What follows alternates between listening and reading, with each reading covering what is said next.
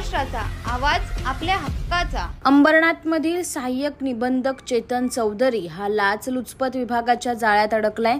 60,000ची लाच घेताना या अधिकाऱ्याला पोलिसांनी रंगेहात अटक केली।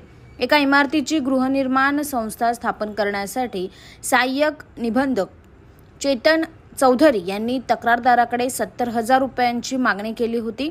मात्र तडजोडीनंतर 60,000 रुपये देण्याचे ठरलं।